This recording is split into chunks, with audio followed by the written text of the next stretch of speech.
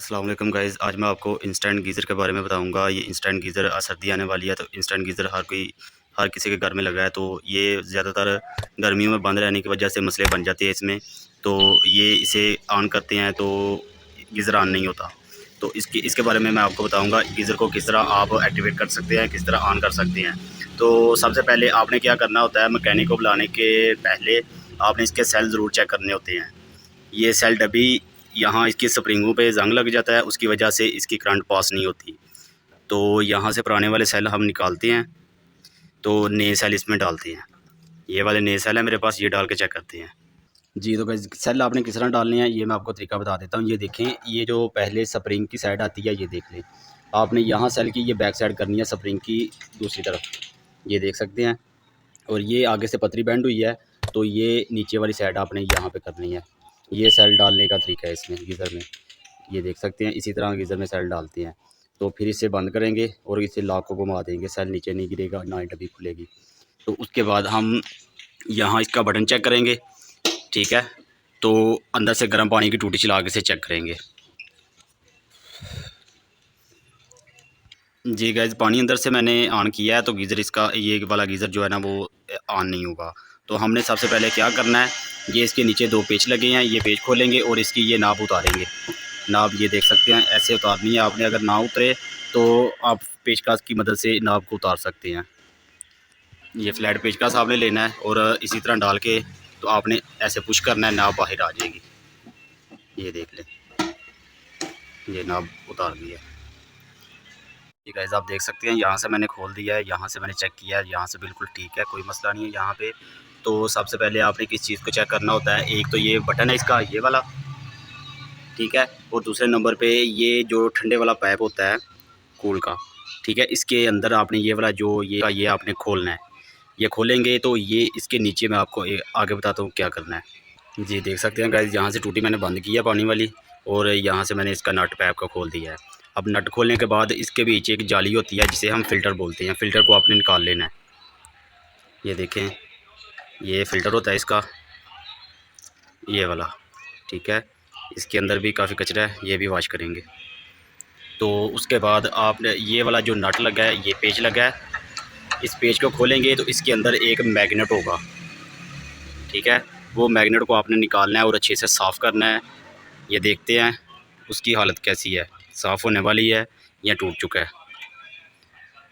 मेरे हिसाब से अंदर जो है ना मैग्नेट वो जम चुका है। तो ये देखें, ये मैग्नेट गोली होती है इसमें, तो काफ़ी सारा जंग लगा है। तो इसे हम अच्छे से वॉश करेंगे तेज़ाब से, तो फिर इसे दोबारा लगा के चेक करेंगे।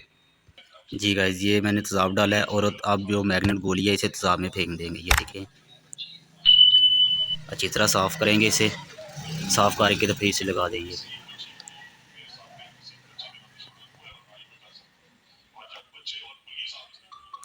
इस गोली को आपने अच्छे से साफ़ करना है, तो फिर जाके ये गीज़र चलेगा। मेन फॉल्ट यही आता है इसमें, ठीक है। ये देख सकते हैं काफ़ी अच्छे से साफ़ हो चुकी है। अब इसे पानी से वॉश करते हैं तो गीज़र के अंदर लगा देंगे। जी गाइस, ये देख सकते हैं मैग्नेट गोली अच्छे से साफ़ मैंने कर दी है। तो अब जैसे मैंने इसे निकाला है उसी तरह हम वैसे ही इसे वापस लगा देंगे, इसे अंदर डाल के। तो यहाँ इसका पेच लगाएंगे ताकि गोली इसकी नीचे ना गिरे। जी गाइस, ये देख सकते हैं मैंने इसकी मदद से गोली को ऊपर उठाया है, फिर जाके ये पेच लगाया मैंने, ठीक है। आपने ये गोली को इसी तरह ऊपर उठा लेना सबसे पहले, ठीक है। ऊपर उठा के तो बाद में ये पेच लगाना है। अगर आप पहले पेच लगा देंगे, गोली जो है ना रास्ते में अटक जाएगी, गोली ऊपर नहीं जाएगी और पानी के साथ वर्क नहीं करेगी। तो किसी चीज़ के साथ आप गोली को ऊपर उठा लें और बाद में ये पेच अच्छी तरह टाइट कर दें। तो पेच मैंने टाइट कर दिया है, तो अब इसे चला के चेक करते हैं। जी गाइस, ये देख सकते हैं बटन को मैंने बाहर निकाल दिया यहाँ से।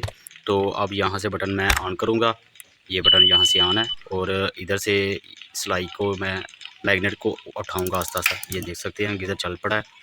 तो फिर मैं इसे आस्ता आस्ता उठाऊँगा, आपको आवाज़ आ रही होगी गीज़र चल पड़ा है। ज़्यादातर यही मसले होते हैं तो जिसकी वजह से गीज़र ऑन नहीं होते।